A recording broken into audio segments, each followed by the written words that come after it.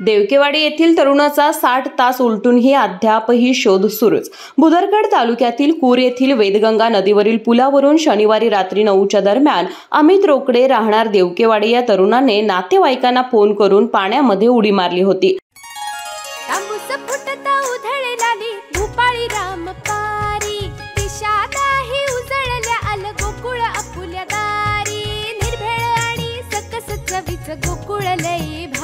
गोकुळची दर्जेदार दुग्ध उत्पादने। गोकुळ, अस्सल चव कोल्हापूरची।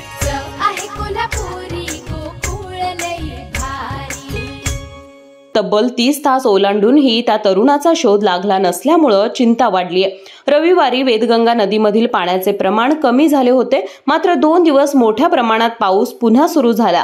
वेदगंगा नदी दुथडी भरून वाहू लागली आणि अशातच वेदगंगावरील बंधारे पाण्याखाली गेले आहेत। पाण्याचा प्रचंड वेग पाहता तरुण वाहून तब्बल 40 किलोमीटरहून अधिक लांब गेल्याची शक्यता वर्तवण्यात आली आहे। पावसामुळे कमी दृश्यमानता, वाटेमध्ये येणारे अडथळे, प्रचंड पाऊस आणि पाण्याला असलेला वेग यामधून बचाव पथक आपल्या जीवाची बाजी लावत त्या तरुणाचा शोध घेत आहेत। नदीच्या संपूर्ण काठावर असणाऱ्या गावांमध्ये देखील शोध सुरू असल्याचं सांगण्यात आलं। आपत्कालीन विभागाचे जवान कृष्णात सोरटे, सुनील कांबळे यांच्यासोबत असलेले 10 जवान, पोलीस उपनिरीक्षक योगेश गोरे, पोलीस कर्मचारी, पोलीस पाटील युवराज धोंगडे मोहिमेत सहभागी झाले। आपत्कालीनचे जवान, ग्रामस्थ आणि पोलीस प्रशासन यांचा सक्रिय सहभाग आहे। सर्व स्तरांवरून प्रयत्न सुरू आहेत, अशी माहिती पोलीस निरीक्षक किरण लोंढे यांनी दिली। केके न्यूज साठी कागल प्रतिनिधी ओमकार पोतदार। अशाच नवनवीन अपडेट पाहण्यासाठी आमच्या केके न्यूज चॅनेलला सबस्क्राइब करा।